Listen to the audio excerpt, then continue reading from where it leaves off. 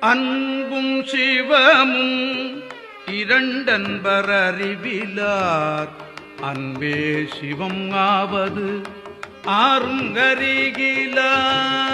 அன்பும் சிவமும் இரண்டன்பர் அறிவிலார் அன்பே சிவம் ஆவது ஆறுங்கரிகிலார்.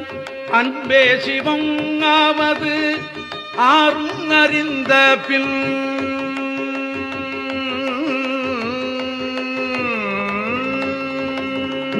அன்பே சிவம் ஆவது ஆறும் அறிந்த பின் அன்பே சிவமாய் அமர்ந்திருந்தாரே.